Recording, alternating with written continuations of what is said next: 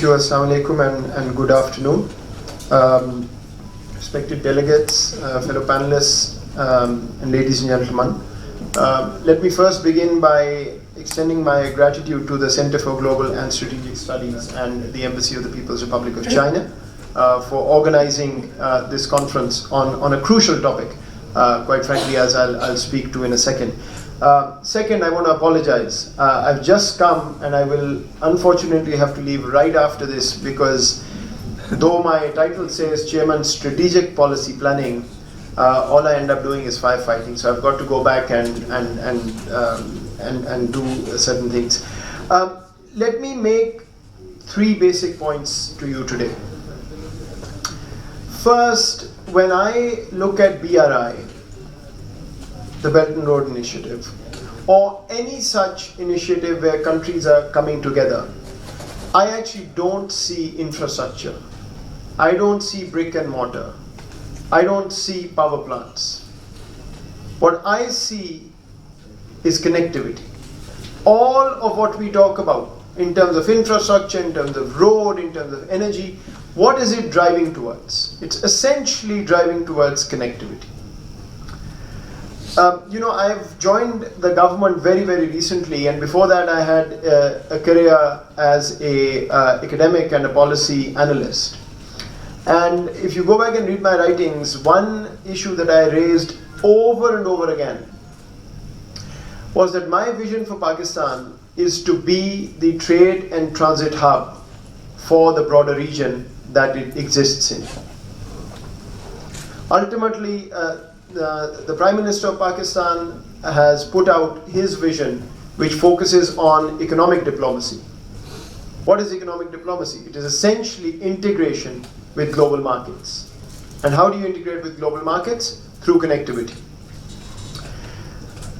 The unfortunate part is that Pakistan is part of the least integrated region in the world. South Asia is the least integrated region in the world. We all know the reasons for that, and I'll be very candid in saying that despite efforts and despite the vision laid out by the Pakistani Prime Minister numerous times, one sees very little hope of that integration taking off based on what is happening on our eastern border. This is not to get political, but I think it is impossible to ignore what we've been seeing happening in India since the 5th of August and before, but especially the 5th of August.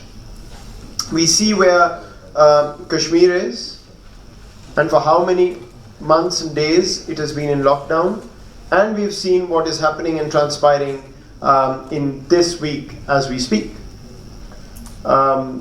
So given what is happening, there's very little hope of that integration moving forward. So where do we look?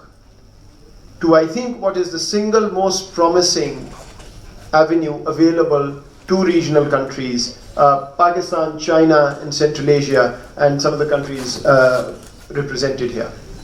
And that's through BRI. But if you talk about connectivity, the other thing that must come to mind is people-to-people contact. Connectivity is not only about building a road where you can drive a car. And herein, I think, lies a challenge for us that we must address, take on and address in a way that we come out winners on the other side.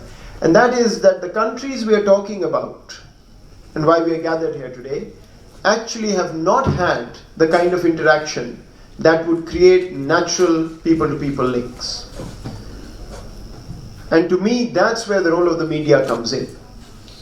We've had state-to-state relations, but now if we have to move to a connectivity paradigm, we have to make sure that the peoples of our respective countries understand each other's cultures, norms, economies, and essentially the way of the work ethic and the way of life.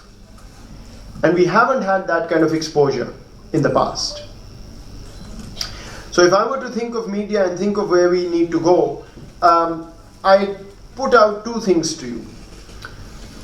One, how do we acquaint our peoples with the cultures of the countries that we're dealing with?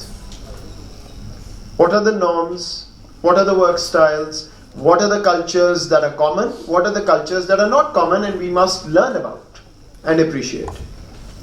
And there I think it is not political news, but much more the human story, the cultural aspects. Pakistani dramas are revered around the world.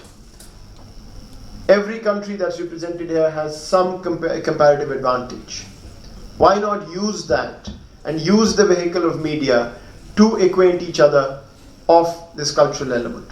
That will be absolutely crucial if we have to move beyond the infrastructure part into the people-to-people domain, which is, as I said, to me crucial for connectivity. The second aspect is operational. A particular country may be better at technology, another country may be better at digitization, another country may be better at narrative building, another country may be better at data crunching. How do we synergize these capabilities through joint ventures, through MOUs, through partnerships, so that the outcome is optimal? So that it's one voice speaking and not respective voices that are not synchronized. So these two elements, the cultural human story coming out through a process which is synergized and coordinated, I think will be crucial when it comes to defining our cultures for the people. The key point that I would make here is that whatever we do in this space should be driven by one moniker, and that is acceptance and celebration of diversity of cultures that we have among these countries. This is one of the big problems that we are facing in the world today, where intolerance of diversity is growing and manifesting itself in political, economic, ethnic, religious spheres. But if we have to succeed with this multilateral arrangement and effort, I think the goal has to be to get our people to believe in, accept and appreciate the diversity that comes with these cultures of the countries that we're talking about. So that's one area where I think media would be crucial.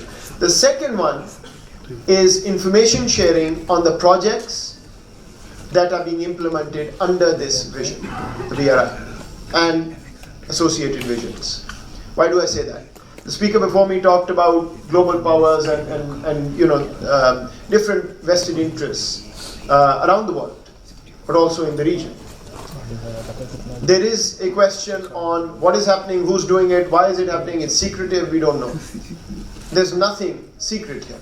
But that information has to be shared.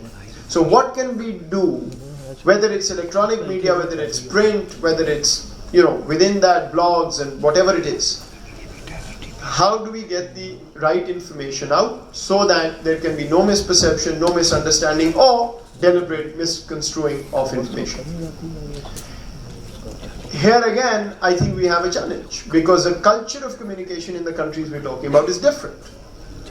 So we have to again synergize, cooperate, collaborate, bring all of this together. And it's easy for me to stand here and say this, but this needs to be instrumentalized at the working level. What is the coordinating mechanism through which we're going to do that? That is going to be crucial. And I think the difference between success and failure. So one is connecting people. The second is getting the right information out so that there can be no questions by vested interests or others on what is happening. And the final thing I'll add to this is that if we have to move in this direction, we need rules and regulations and laws that allow these partnerships to be facilitated. Whatever interactions we have in the media space, in the digital space, we must have a legal framework which allows for things to move as smoothly as possible, so that those bottlenecks are removed and we can efficiently move forward in implementing the vision that we're talking about. So these are the three very humble and brief submissions I wanted to make. Let me thank the organizers and once again highlight that this is an issue, and the reason I agreed to speak here, quite frankly, is that we should and we do talk a lot about the hard infrastructure and the hard projects. But if this software is not put in place, I don't think we can get the bang for the buck, as they say, from this whole effort. And I don't think there's been enough attention paid to this, so thank you again to CGSS and the Chinese Embassy for investing time in this. I think this has to be a continuing conversation. This is the beginning, not the end, but we must have the goal that I've mentioned in mind. Thank you very much once again.